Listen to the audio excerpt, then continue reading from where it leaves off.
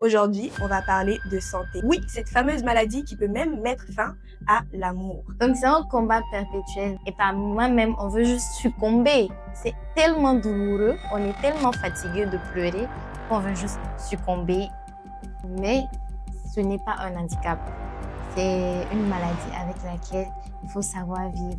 Ok. Voilà, les personnes résilientes, ils ont vraiment besoin d'avoir un accompagnement, surtout pour le suivi. Si le suivi est fait, s'il est régulier, s'il est bien fait, et que la personne a les bonnes informations, elle tolère mieux la maladie, Ok. elle vit mieux.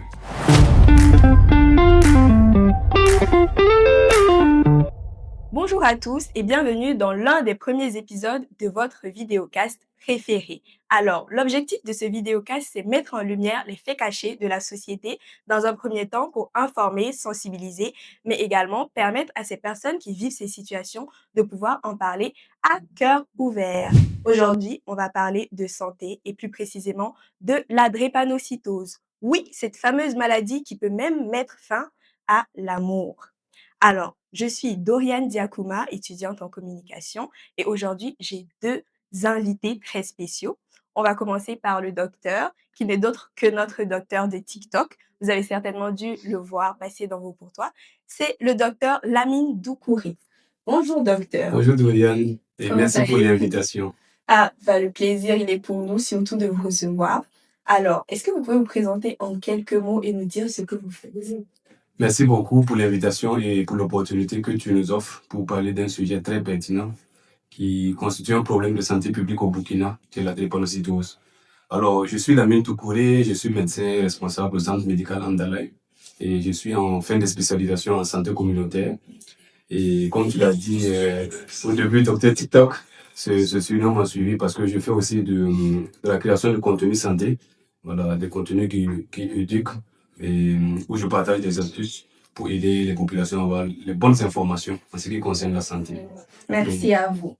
Alors, notre deuxième invité, c'est mon amie de longue date, Sarifatou Sori, qui est étudiante en informatique, également maîtresse de cérémonie et vice-présidente d'une association que je vais la laisser vous la présenter. Bonjour Doriane, ou plutôt Madodo. Bonjour. C'est un plaisir de te retrouver sur ce plateau. Et voilà, je suis Salifatou Soulé, je suis étudiante en fin de cycle. Je fais de la maîtrise de cérémonie. Et à côté, je suis vice-présidente de l'association Drépalaï. C'est une association qui sensibilise sur la drépanocytose, qui lutte vraiment pour que les drépanocytés se sentent bien. Et à côté, on fait les dépistages, voilà, les sensibilisations.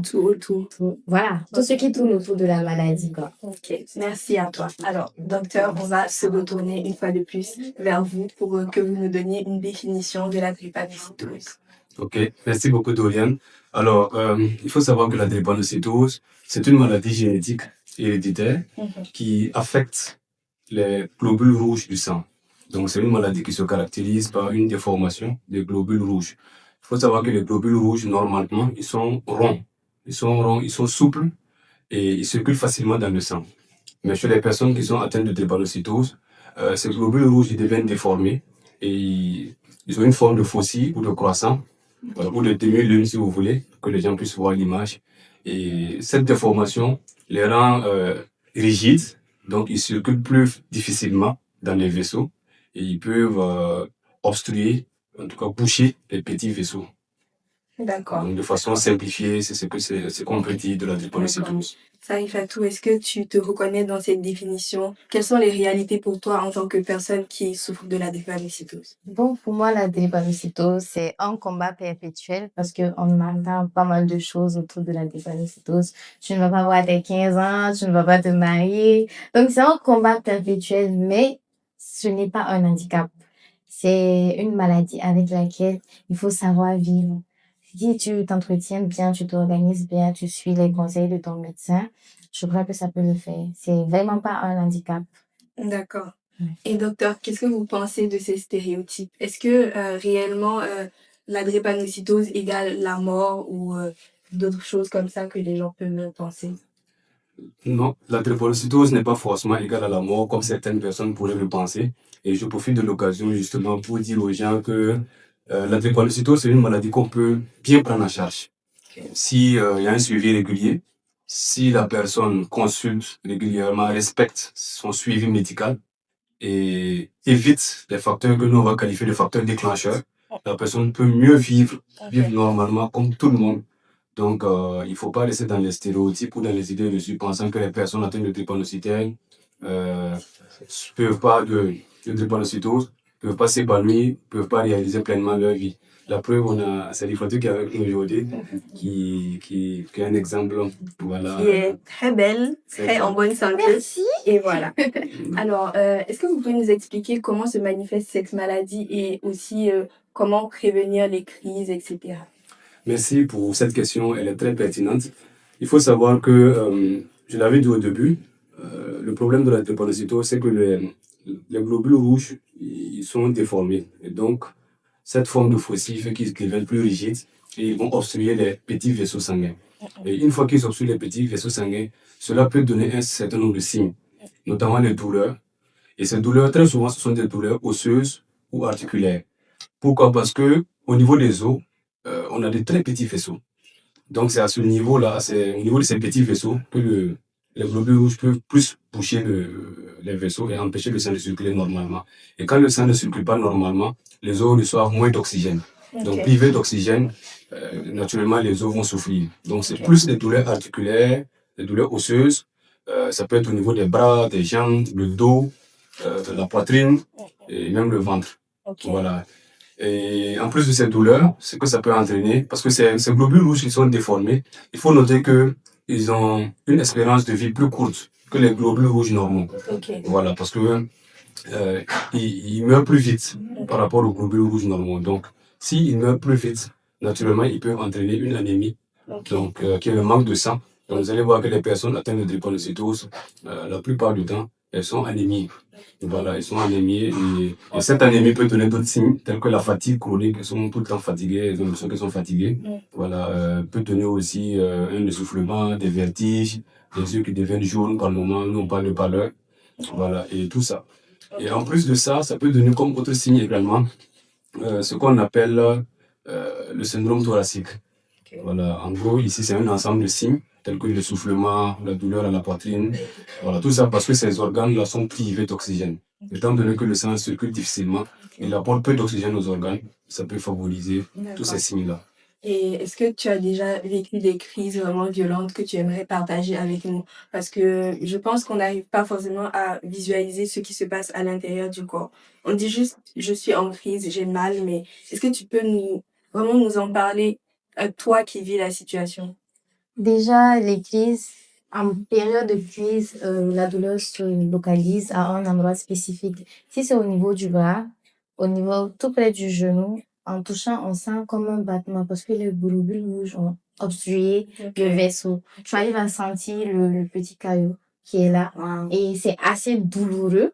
Je ne me dirais pas, c'est très douloureux. Mais on conseille de boire beaucoup d'eau. Et aussi, pendant les crises sont souvent suivies d'infections, ce qui rend la guérison très compliquée. Le docteur est bien passé pour nous expliquer ça.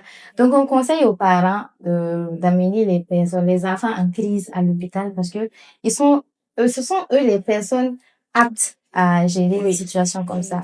Moi, par exemple, j'ai fait une crise qui était suivie d'anémie. On n'a pas détecté l'anémie à temps et ça m'a mis je ne sais pas si je dois appeler ça un coma artificiel. En tout cas, ça a plongé mes parents dans la peur. C'était en 2014. Je crois que j'ai une très mauvaise mémoire, mais je me souviens qu'elle était souvent malade et qu'elle ne venait pas à l'école. Au moins ça, je m'en souviens. En tout cas, les crises sont assez douloureuses, mais dès que il y a un personnel de santé à côté, voilà. Et je crois que dès la base, dès que vous détectez un enfant drépanocytaire, c'est bien que ce dernier ait un suivi. Parce que vraiment. Et comment ça se fait pour détecter donc un enfant drépanocytaire? La détection se fait par les analyses de sang, un examen qu'on appelle l'électrophorèse de l'hémoglobine. Voilà, il suffit juste de faire une prise de sang et de faire le test au laboratoire qui va donner l'hémoglobine que l'enfant a.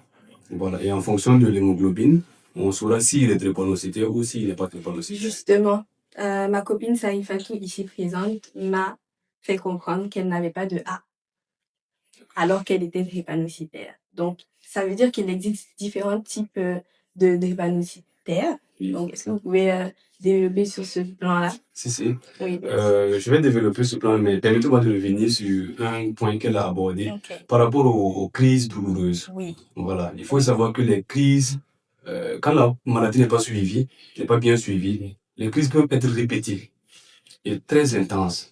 Et souvent, on a l'impression que les parents ou les accompagnants des enfants, ils négligent en fait cette douleur. Ils pensent que souvent l'enfant crie de trop ou l'enfant en rajoute, mais en réalité, c'est des douleurs vraiment atroces. Et il faut vraiment faire preuve d'empathie, de soutien, de solidarité envers ces personnes-là. Merci, Parce que le docteur. soutien émotionnel, il compte pour beaucoup. Voilà. Et pour revenir à la question, effectivement, il y a plusieurs variantes, plusieurs formes de drépanocytose, si vous voulez. Il y a ce qu'on appelle le syndrome drépanocytaire majeur. Ça veut dire que ça, c'est la forme la plus fréquente et la plus sévère. Ok, c'est vrai. Donc, c'est la forme SS. Parce qu'il faut savoir qu'en réalité, le mal provient de l'hémoglobine. C'est-à-dire que l'hémoglobine, c'est une protéine contenue dans le globule rouge. Ok. Et cette protéine-là, elle peut muter, il peut y avoir une mutation des gènes du protéine qui va être à l'origine de l'apparition du gène malade qu'on appelle l'hémoglobine S. Ok. Et chaque parent, en fait, il a ces deux gènes. Il a deux gènes. Et en fonction de la lettre qu'il va donner à l'enfant peut avoir la drépanocytose ou pas. Donc la forme la plus intense, la plus sévère, c'est la forme SS, Oui. où l'enfant a pris le S de la maman et le S du papa. Donc lui, il a les deux S, donc on les appelle des homozygotes. Et eux, ils font vraiment les crises de façon répétée. Ils sont régulièrement anémiés. Et il faut vraiment les surveiller. Il faut un suivi régulier, un suivi médical très régulier pour éviter vraiment les crises. À côté, il y a ce qu'on appelle les formes intermédiaires, qui sont les formes SC. Ça veut dire que la maman, peut-être, ou le papa a donné le S et l'autre a donné le C. Okay. Voilà. Et le C, c'est pas l'hémoglobine malade S, mais du moment où il y a le S à l'intérieur, voilà, et là, en fait, c'est une forme intermédiaire, mais ça reste quand même une drépanocytose, même si c'est moins intense, c'est moins grave que le SS. Mais comment ça se fait qu'il y ait un C, alors que nous, on nous a toujours parlé de AA, AS, SS? D'où vient le C? Il y a le C parce que, en fonction de la variation, voilà, de la mutation dont on a parlé, on peut avoir plusieurs. Il faut savoir que c'est le A qui est le gène normal. C'est-à-dire qu'en situation normale, un individu qui n'a pas de maladie, qui n'a pas de problème de sang, il est AA. Donc, il a les deux hémoglobines, voilà, normales, AA. Mais maintenant, les personnes malades, c'est le S qui est l'hémoglobine drépanocytaire malade. Maintenant, le C aussi, comme j'ai dit, c'est une forme intermédiaire. Il y a aussi d'autres lettres. Mais dans nos contrées, les formes les plus fréquentes, ou les gènes les plus fréquents, c'est le A, le S, le C. Docteur, j'ai une question. On entend souvent parler de S-bêta-thalassémie. Les formes que vous avez citées, elles sont assez connues. Mais le S-bêta-thalassémique, c'est une forme assez rare. Est-ce que vous pouvez revenir là-dessus? Si. Le S-bêta-thalassémique, c'est important d'en parler parce qu'il y en a, malheureusement aussi, qui en ont dans notre pays. Mais c'est une forme vraiment rare, comme vous l'avez si bien dit. Et là, en fait, c'est une autre forme de gène qu'on appelle bêta-thalassémie. Oui. La personne peut l'avoir Oui.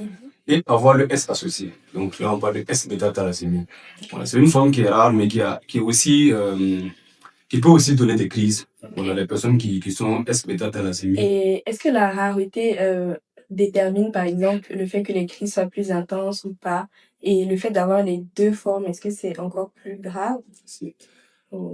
Ici, il faut entendre par rareté, ça veut dire que le S-bêta-thalassémie touche peu de personnes. Voilà, ça touche peu de personnes. Quand on va regarder les personnes qui souffrent de la drépanocytose, très peu ont le S-bêta-thalassémique. Voilà, c'est de ça qu'on parle de rareté. Mais en termes de crise, des personnes qui sont S-bêta-thalassémiques peuvent aussi bien faire des crises douloureuses comme quelqu'un qui a un SC ou qui a un SS. Mais il faut savoir que c'est vraiment la forme SS qui est la forme la plus sévère. Ok, docteur, si vous permettez, j'ai une autre question. Les enfants qui naissent SS, certains ne font pas de crise jusqu'à l'âge de 5 ans. Et on parle de protection de la mère, je ne maîtrise pas le domaine. Est-ce que vous pouvez nous en dire plus? Il faut savoir que, en réalité, Bon, certains ne font pas de crise jusqu'à l'âge de 5 ans. Oui. Je dirais même que ces personnes, on va dire quoi, c'est une bénédiction. Ok, Voilà, c'est une effectivement. bénédiction parce que selon quand même les études, on se rend compte que la plupart des enfants qui sont nés avec la forme SS, la forme de polycité SS, c'est des enfants très souvent où, en tout cas 80%, 70 à 80% des enfants ne vivent pas jusqu'à l'âge de 5 ans. Ok. Pour montrer à quel point Ok. la maladie peut Donc, vraiment en être... réalité, ceux qui vivent avec le gène SS, ils sont des chanceux, Si, c'est ça? ils sont des chanceux et ils sont, je dirais même Oui. plus des personnes résilientes. Ok. Voilà, des personnes résilientes et ils ont vraiment besoin d'avoir un accompagnement, surtout pour le suivi. Si le suivi est fait, s'il est régulier, s'il est bien fait, et que la personne a les bonnes informations, elle tolère mieux la maladie, Ok. elle vit mieux. Voilà. Donc, finalement, les personnes qui pensent que drépanocytose égale à la mort ne mentent pas en réalité. Parce que, vu ce chiffre, ça veut dire que c'est vraiment compliqué. Ouais, c'est vraiment compliqué. Bon, mais c'est pas pour autant qu'on est Non. condamné à mourir à l'âge de On est, 15 on ans. est, Non, non, non. on est on positivise et Oui. tout va bien, et tout va bien. C'est Ok, ça. ok. Donc, docteur, souvent on parle du froid. On dit que le froid, c'est pas bon pour les drépanocytaires, ils ont plus mal pendant le froid. Moi, j'aimerais bien en savoir davantage parce qu'on a vu un peu des vidéos de personnes qui soutenaient les drépanocytaires et ils précisaient tout le temps en ce temps de froid. Donc, moi, j'ai pas forcément bien compris. Merci pour la question, c'est très pertinent. Il faut savoir que il y a des facteurs, certains éléments qui déclenchent les crises. Et parmi ces éléments, si vous permettez, hein, je vais les aborder en même temps, avant de revenir sur la question du froid. Il y a d'abord ce qu'on appelle la déshydratation. La déshydratation, ça veut dire quand l'organisme n'a pas assez d'eau, quand la personne ne boit pas assez ou elle a soif, cette déshydratation peut déclencher les crises. Pourquoi? Parce que quand on a soif, le sang il devient beaucoup plus épais. Donc, il devient beaucoup plus épais. Donc, du coup, les globules rouges malades, ils ont du mal à circuler. Voilà, donc ça va favoriser les crises. En plus, il y a le froid. Pourquoi le froid? Parce que quand il fait très froid, et que la personne ne s'est pas suffisamment protégée, le froid a tendance à entraîner ce que nous on appelle une vasoconstriction. Ça veut dire que le froid va serrer les vaisseaux, les petits vaisseaux. Donc, les vaisseaux vont se resserrer. Alors que chez le drépanocytaire, malgré qu'ils n'étaient pas serrés, le sang circulait difficilement déjà. Donc, si c'est serré, ça favorise aussi la survenue des crises. Ok. Et autre chose qui peut aussi déclencher les crises, c'est les infections non traitées. Voilà. Quand une personne est atteinte de drépanocytose, surtout la forme SS, et qu'elle a des infections qui ne sont pas traitées rapidement, ces infections peuvent favoriser la survenue des crises. C'est pour ça que chez nous, on dit la fièvre chez une personne atteinte de drépanocytose est une urgence médicale. Oui, oui. Voilà. Je comprends mieux pourquoi on prend autant soin des personnes drépanocytaires, même les AS, Oui, finalement. c'est ça. Parce que Voilà, en parlant, docteur, il faudra préciser parce que il y a des SC, bien qu'ils n'aient pas la forme la plus grave, ils font beaucoup de crises. C'est Par ça. rapport même à ces SS8. Moi, par exemple, j'ai fait beaucoup de crises et énormément de crises. Ce sont pas les moindres, en tout cas. C'est ça. À chaque crise, j'ai l'impression d'y passer. Donc, il faudra préciser qu'aucune forme n'est à négliger. Même les AS, on dit souvent qu'ils ne sont pas drépanocytaires, C'est mais il y en important. a qui manifestent les signes. C'est Il ça. y en a qui sont, voilà, les difficultés respiratoires, les maux de tête, et tout cela, quoi. C'est juste, c'est Ouais. juste, et il faut vraiment le mentionner. Comme on l'a dit, que ce soit le SC, le SS, c'est tous des drépanocytaires. Donc, en fonction, parce que les gens n'ont pas aussi la même immunité, la même résilience. Donc, certains SS, effectivement, peuvent souffrir moins par rapport à certains SC. Et pour terminer avec les facteurs qui peuvent déclencher les crises, en plus de la déshydratation, du froid, des infections non traitées, il y a aussi le stress. Parce que Ok. quand on stresse beaucoup, quand on est dans un état de stress chronique, le cerveau, il produit en fait, l'organisme produit des hormones. Oui. Et ces hormones peuvent favoriser aussi Le rétrécissement des vaisseaux. Ok. Voilà. Et enfin, il y a les efforts physiques intenses. Mm. Parce que comme on l'a dit, le sang, quand il circule, il apporte de l'oxygène à tous les organes. Donc, quand on fait un effort physique intense ou excessif, l'organisme a besoin d'oxygène. Ok. Donc, du coup, aussi, il n'a pas suffisamment d'oxygène comme il en a besoin, ça peut aussi favoriser la survenue des crises. D'accord. Pour la petite anecdote, docteur a parlé d'efforts physiques. Moi, j'étais très maladive, vraiment très maladive. Du coup, ma maman, elle me faisait que je fasse les tâches ménagères, la cuisine, la lessive. Je ne faisais pratiquement rien. J'étais juste là. Et on a été pas de dire, tu éduques mal ton enfant. Il faut savoir que je suis son 3e enfant de l'Ébat-Lucifère. On dit, et elle a 2 filles, l'Ébat-Lucifère. Tu éduques mal tes filles, qui va les marier, qui va prendre une femme qui sait pas cuisiner, qui sait pas faire la lessive. Mais bon, ma soeur, elle est mariée, hein. Et voilà. Inch'Allah, bientôt, je vais me marier aussi. Et on sera là pour manger. Voilà. Et danser. Oui, et danser. C'est ça. Donc, merci beaucoup pour ton intervention. Ça fait plaisir d'avoir un peu de sourire sur cette émission quand même. Yes. Docteur, j'ai une question qui concerne les os. Donc, est-ce qu'une aggravation de cette maladie peut entraîner le pourrissement des os? Parce que j'en ai entendu parler, mais ça m'a semblé quand même assez extraordinaire. Donc, est-ce que vous avez déjà fait face à des cas similaires? Ça peut entraîner quoi? Je peux bien. Pourrissement. Le pourrissement des os. Ok. C'est possible. Si, c'est possible. Parce que si les os n'ont pas suffisamment d'oxygène, donc si les os sont privés de sang, justement, les os vont s'affaiblir. Ils vont s'affaiblir et au début, ça peut être juste les douleurs répétées. Mais à un moment donné, ça peut donner des problèmes beaucoup plus sérieux. Oui. Voilà, ça peut même donner une nécrose. Donc, par exemple, souvent, vous allez voir des personnes qui sont drépanocytaires, qui ont des problèmes au niveau de la hanche, par exemple. La hanche fait tout le temps mal et la personne boite tout le temps. Parce que avec l'évolution de la maladie, ça a affecté l'os au niveau de la hanche et ça a nécrosé. On parle de nécrose de la tête fémorale. Donc la tête du fémur peut se nécroser. Quand on parle de nécrose, ça veut dire que les tissus, les cellules sont mortes. Ok. Voilà. Donc ça peut entraîner ça, le pourrissement des os. Et est-ce qu'on peut survivre à ça? Si c'est vraiment d'une grande ampleur. Si, la preuve est que on a la chance d'avoir. Non. Non, mais quand même, elle n'a pas vécu des circonstances aussi folles, je Oui, dirais. mais on peut survivre. Moi, j'ai rencontré beaucoup d'adultes qui sont drépanocytaires. Il y en a même qui sont mariés, comme elle a dit, qui ont des enfants. Mais c'est tout ça, en fait, l'importance de sensibilisation et du suivi médical. Parce que vous allez voir que c'est des gens qui ont vraiment été suivis. C'est des gens qui n'ont pas ignoré la maladie, qui évitent les éléments déclencheurs. Et pour répondre à ce qu'elle a dit, il faut pas, la société, en fait, doit accompagner souvent les parents qui éduquent les enfants drépanocytaires. Oui. Vous voyez, c'est pas une mauvaise éducation de dire à l'enfant de ne pas travailler, c'est parce que on veut vraiment apporter, préserver la santé de l'enfant. Et donc, il faut vraiment encourager ces parents qui font quand même beaucoup de sacrifices et beaucoup de résilience. Donc, si vraiment la maladie est suivie, si les infections sont traitées rapidement, si on évite les facteurs qui déclenchent, il n'y a pas de raison que la personne ait des problèmes.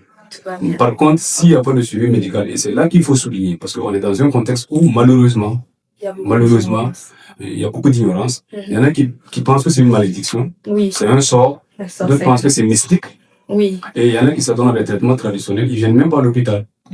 Voilà. Et très souvent, c'est quand ça se complique, quand l'enfant a des complications vraiment graves, parce qu'il faut le souligner, ça a beaucoup de complications graves, qui maintenant ils viennent à l'hôpital.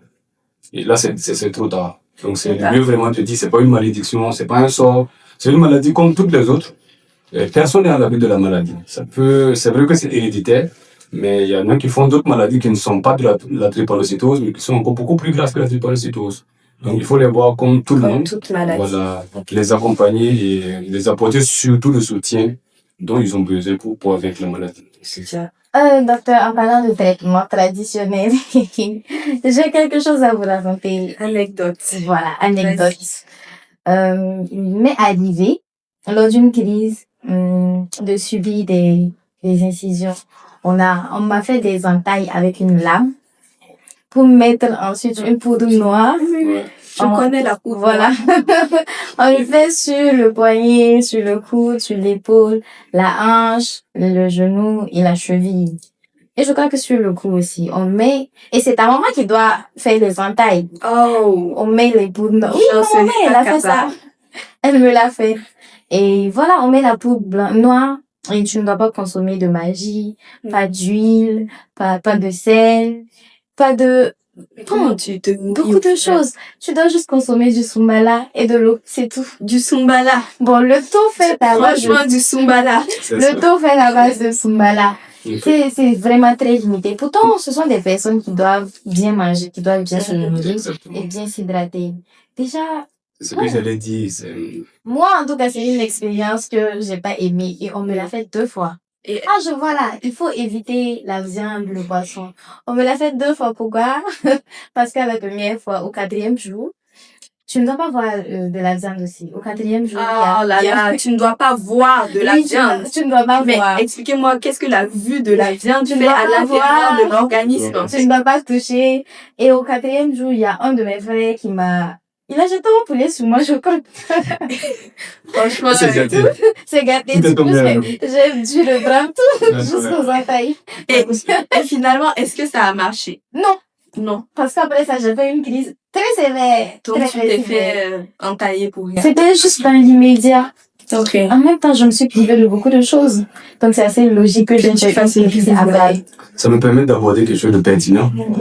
Parce que on rejette pas tout. Oui. Les traitements traditionnels, il y en a Oui. qui sont documentés, qui sont avérés, qui sont prouvés. Mhm. Et pour l'occasion, actuellement, même au sein du ministère de la Santé, toute une direction qui s'occupe de la médecine traditionnelle et alternative. Donc, ceux qui sont vraiment bien organisés, bien structurés, ils peuvent aller au niveau du ministère, avoir les autorisations pour vendre leurs produits. Mais malheureusement, on constate qu'il y a beaucoup de traitements qui font plus de dégâts que ne font de bien. Et souvent, c'est ça. Et souvent, ce qui entraîne les familles à aller vers ces traitements, c'est essentiellement 2 choses. Pour beaucoup, c'est l'ignorance, qui ne savent pas vraiment les conséquences que ces traitements peuvent avoir sur l'enfant. Et aussi, le coût peut-être élevé souvent de la prise en charge. Beaucoup n'ont pas les moyens, donc ils sont obligés de s'adonner à ces traitements qui sont généralement plus abordables. Oui, donc peut-être qu'il devrait y exister des aides par rapport aux drépanocytaires. Un programme national. C'est vraiment pour toute la vie, quoi. Donc C'est c'est pas facile. Je crois que je devrais avoir un roman sur les traitements que j'ai subis. Franchement, Parce que je pense que c'est pas simple. que ça a dû être compliqué pour toi. Et on te soutient, on te remercie de partager ton expérience. Comme vous le voyez, Parce que bien souvent, on pense que tu es juste une personne normale qui est souvent malade. Mais je suis normale. Mais si, tu es normale, mais non, en fait, tu es une survivante après tout ce que tu as vécu, parce que la moitié de la population n'a pas vécu tout ça, la moitié de la population n'a pas cette résilience, n'a pas cette envie de vivre que tu as malgré tout. Parce que certains auraient bien aimé vouloir abandonner, mais voilà quoi. Mais voilà, toi, tu es contente. Une guerrière. Bien sûr, bien sûr. Alors, Docteur, oui, je vas-y. savais?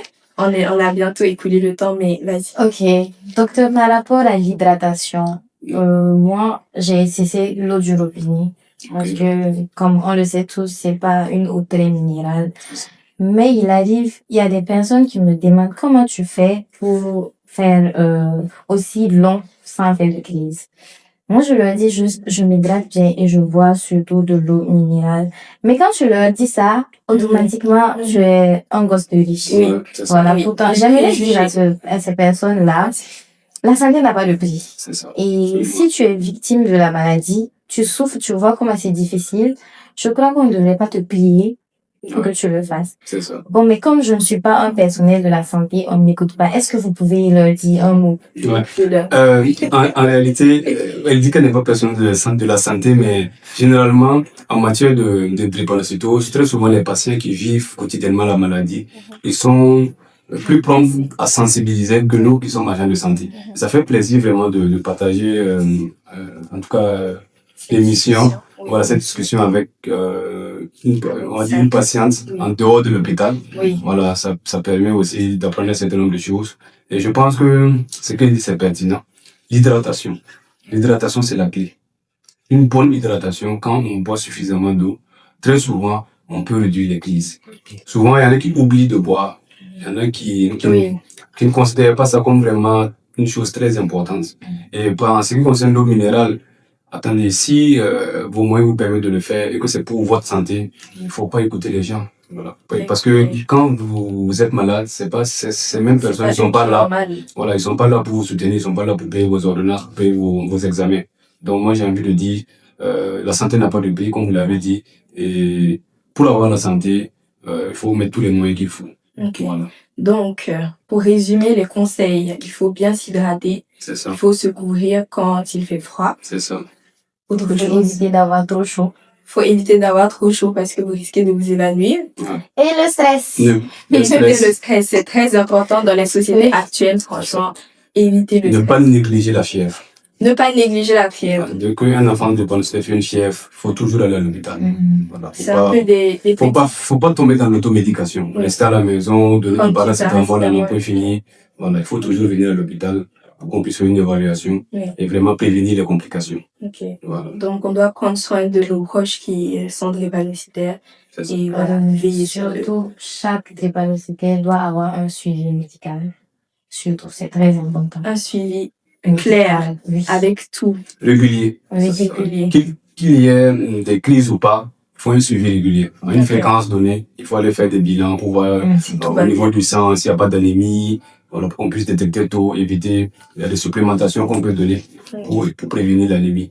Donc, c'est ça l'importance vraiment du suivi médical. Merci beaucoup pour le partage d'expérience et aussi d'expérience également. Merci d'avoir donné la légitimité à notre vidéocast parce que vous êtes un professionnel de la santé. Et donc, on n'a pas parlé juste pour parler, on a parlé avec des experts. Et moi, j'ai une petite question ouverte pour la fin OK. parce que j'ai des amis drépanocytaires. Et pendant une discussion avec l'un d'entre eux, il m'a dit que ça ne le dérangeait pas en réalité d'être venu au monde et que le fait que ses parents continuent à avoir des enfants, ça ne le dérangeait pas, qu'il était juste content d'exister. Donc, quel est votre avis par rapport à ça? Est-ce que vraiment on devrait laisser la drépanocytose mettre fin à l'amour ou est-ce que vous pensez que les couples drépanocytaires devraient tout simplement s'abstenir d'avoir des Des enfants? Voilà. Donc, je laisse la parole pour que vous puissiez vous exprimer là-dessus. Moi, à mon avis, que je vais donner avant de vous laisser parler, c'est que en entendant tout ça, en réalité, je suis mitigée. Je ne peux pas réellement dire parce que je suis contente d'avoir Sarifatou avec moi sur cette terre. Mais en même temps, c'est difficile de voir toute cette souffrance et de penser qu'ils sont là et qu'ils souffrent autant, qu'ils peuvent pas juste être comme nous. C'est ça. En général, souvent, face à la difficulté, face à la douleur, on peut facilement accuser les parents. Je dis non, si seulement ils n'avaient pas fait ça, ça ne devrait pas arriver. Mais il faut éviter de tomber dans les accusations. Les parents ne sont pas coupables. Voilà, ils sont pas coupables et comme je l'ai dit tantôt, hein, il y a plusieurs statuts. En fonction de l'électrophorèse, vous allez voir qu'il y a des personnes qui sont AA, qui sont bien portantes, qui n'ont aucun problème. Mais à côté, il y a des personnes qui sont AS. Et les personnes AS, en réalité, c'est des personnes que nous on qualifie de porteurs sains. C'est-à-dire qu'ils ne sont pas malades, ils ne développent pas la maladie, mais ils ont l'hémoglobine malade, le S. Et donc, imaginez que deux personnes AS se marient, très souvent sans le savoir. Oui. Voilà, à chaque grossesse, par exemple, il y a 25% de risque d'avoir un enfant qui sera SS. Parce qu'il peut prendre le S de l'un des parents et le S de l'autre. Et très souvent, c'est comme ça arrive. Et les parents ne sont pas responsables parce qu'ils ne savent pas. Voilà pourquoi c'est important, justement, de sensibiliser à travers des occasions pareilles. Et aussi, de savoir que l'enfant n'est pas condamné. Voilà, si vraiment le suivi est régulier, s'il est assisté, si tout le monde s'y met, la société, les parents, les agents de santé, l'État, je pense que... si jamais les parents le savent, c'est ça. Est-ce qu'ils doivent ne pas avoir d'enfants? Si les parents le savent, c'est une question très pertinente. Parce qu'en pratique, nous, on est confrontés à ça. En pratique, on est confrontés à ça. On a des parents, par exemple, qui viennent, l'un est AS, l'autre est AS, par exemple. Pour ne citer que ça, il y a beaucoup de situations possibles. Et ils se demandent, est-ce que, étant donné qu'il y a le risque, qu'est-ce que nous on fait? Qu'est-ce qu'on fait? On adopte un enfant ou bien est-ce que on prend le risque? On prend quand même le risque. Et généralement, sur cette question, nous, on donne pas de réponse, comment je vais dire? On leur dit pas ce qu'il faut faire. Oui, mais nous, on leur donne les informations par rapport à la maladie. C'est-à-dire qu'à chaque grossesse, voilà le risque. Et si vous avez un enfant drépanocytaire, voilà ce que ça implique. Oui, et pour voilà, le coût, la prise en charge, le suivi. Voilà aussi ce que vous pouvez faire pour éviter que l'enfant ne souffre trop. Donc après, la décision finale leur revient. Quoique souvent, on a des patients qui veulent que nous, on prenne la décision à leur place. Oui. Et ça, c'est généralement Moi, j'aimerais bien ça. Voilà, généralement, ceux qui viennent avant surtout le mariage. Parce que très souvent, après le mariage, bon, c'est difficile. Mais avant le mariage, on a des couples qui viennent. On a découvert que c'est AS. Mais malheureusement, tout est entamé. Il y en a même qui ont déjà fait présentation de famille, PPS. C'est après qu'ils viennent faire le bilan. Et là, je profite aussi pour sensibiliser. Il faut vraiment que les gens, quand ils commencent vraiment une relation amoureuse et tout, de eux-mêmes connaître leur statut, s'ils sont drépanocytaires ou pas, de connaître celui de leur partenaire, parce que ça permet d'éviter d'aller très loin. Et les examens se font partout, dans tous les hôpitaux. Partout. Et les examens sont vraiment accessibles. Vers quel service on doit se tourner? Pas le service en particulier, même avec un médecin généraliste, un infirmier, vous pouvez aller prendre le bulletin et vous aller au laboratoire pour le test. Et on précise que c'est pas très cher. Oui, c'est pas très cher. Allez-y faire vos tests. Ouais. Oui. Ok, moi, ce que j'ai à dire, en tant que personne drépanocytaire, je crois que du moment que vous connaissez vos statuts, vos différents statuts, l'idéal, c'est de s'abstenir de faire des enfants. Parce que c'est agréable pour aucun parent de voir son enfant souffrir sans pour autant pouvoir l'aider. Donc, pour éviter des situations comme ça, abstenez-vous. Et surtout que le traitement est très coûteux, assez coûteux. Donc, si vous ne voulez pas finir tout votre argent là-bas, abstenez-vous. Et c'est toujours... Et c'est vraiment une personne drépanocytaire qui le dit. Et moi, j'aimerais plus que tu parles en fonction de ce que tu ressens dans ton corps. Mais pas vraiment par rapport aux autres, par rapport à l'argent. Qu'est-ce que tu ressens dans ta chair qui te pousse à dire que c'est mieux de s'abstenir? Bon, moi, est-ce que c'est plus par rapport à l'argent ou plus par rapport à la douleur? c'est plus par rapport à la douleur. Parce qu'il arrive parfois pendant l'église que tu te dises, ah, qu'est-ce que j'ai fait à Dieu pour mériter une telle douleur? Pourquoi moi, parmi les milliards de personnes qui existent, pourquoi je dois subir ça? Et par moi-même, on veut juste succomber. C'est tellement douloureux, on est tellement fatigué de pleurer qu'on veut juste succomber et voilà. Ne plus souffrir, c'est juste ça. Ok. Donc, l'idéal, c'est de s'abstenir. Dit de la bouche d'une drépanocytaire. Oui. Mais, ce que je recommande, l'électrophorèse avant le bisou. Avant le premier bisou. Oui, avant le premier bisou. Avant même de prendre le numéro. Ah, ok. Mais non, mais ça va être compliqué, ça. Moi, on prend le numéro, on prend en même temps le statut. dis, ah, voilà mon numéro, je suis AS. Voilà, c'est ce qu'elle fait. Docteur, une question pertinente pour la fin. Est-ce que deux AA peuvent faire un enfant drépanocytaire? C'est impossible. C'est impossible. Ok, impossible. Scientifiquement prouvé que c'est impossible. C'est ça. Voilà, donc un de vous a menti. Bon, il faut voir les sorciers du village aussi. Hein. C'est ça. On vous remercie d'avoir regardé cet épisode. Franchement, j'étais en de très bonne compagnie. Et on se dit à la prochaine. On va donner les cadeaux en off. Donc, si vous voulez recevoir des cadeaux, venez sur notre plateau pour parler des réalités cachées de la société.